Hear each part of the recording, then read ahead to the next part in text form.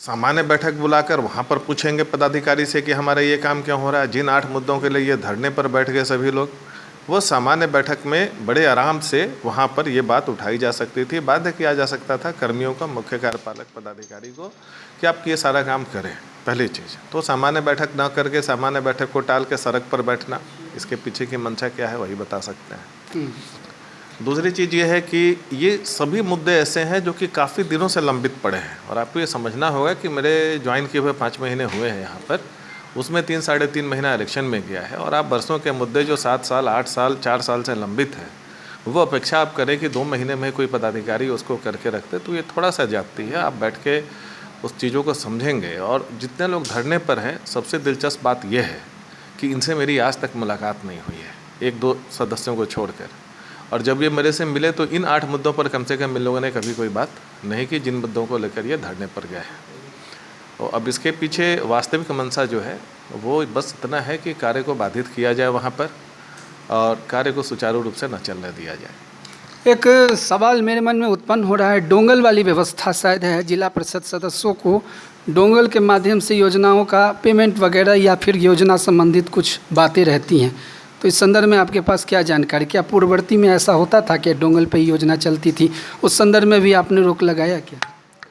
देखिए, अब पहले क्या होता था ये बहुत कन्विक्शन के साथ मैं नहीं बता सकता हूँ, लेकिन है सही है कि मेरे डोंगल की यूजर आईडी पासवर्ड की मांग की गई थी। प्रोग्रामर्स ने बताया कि सर आप हमें दे दें, हम कर देंगे। पहले ऐसे ही होता रहा है, लेकिन अब जो IT एक्ट है और जो नियम जो है, तो नियम है, उसमें डोंगल आपको अपने पास रखना होता है। उसके लिए आप उत्तरदायी हैं। आपके डोंगल से जो भी काम होता है उसके लिए आप उत्तरदायी हैं। इसके लिए यूजर आईडी पासवर्ड डोंगल वगैरह आदमी खुद संभालता है अपना, और इसी के लिए मैंने मना किया कि भाई जो भी काम होना है मेरे डोंगल से वो मेरे सामने होगा।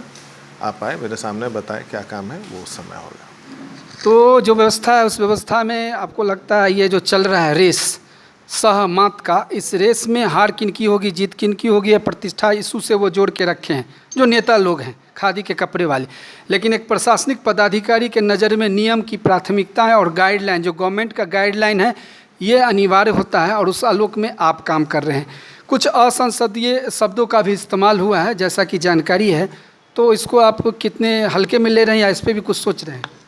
देखिए, प्रत्येक चीज़ को गंभीरता से लिया जा रहा है, लेकिन एक चीज़ मैं स्पष्ट कर दूं, सहमत या हार जीत का मामला ये सब नहीं है। विभागीय लक्ष्य हैं, विभागीय दायित्व तो हम लक्ष्यों की प्राप्ति की जानी है, और ये स्वीकार करने मुझे कोई हिचक नहीं है कि फ़िलहाल हम लोग सबसे अंतिम पायदान पर हैं बिहार में। वो थोड़ा शर्मनाक है मेरे लिए व्यक्तिगत रूप से, और हम लोग उसके लिए, मैं हूँ, मेरे अपर मुख्य कार्यपालक पदाधिकारी हैं, कुछ और ईमानदार कर्मी हैं जिनकी टीम है, तो हम लोग अपना काम करने में लगे हुए हैं। अगर कोई व्यक्ति इलीगल तरीके से दबाव डालेगा तो फिर जो कानून व्यवस्था है, जो भारत न्याय संहिता है और जो अन्य लॉ है, उसके तहत जो भी विधि सम्मत कार्रवाई होगी वो की जाएगी। और कोई भी व्यक्ति इस प्रकार की चीज़ों से हम लोग को अपने विभागीय दायित्वों के निष्पादन से नहीं रोक सकता है, वो किया जाएगा। चलिए, सुदर्शन से आपने समय दिया है, धन्यवाद।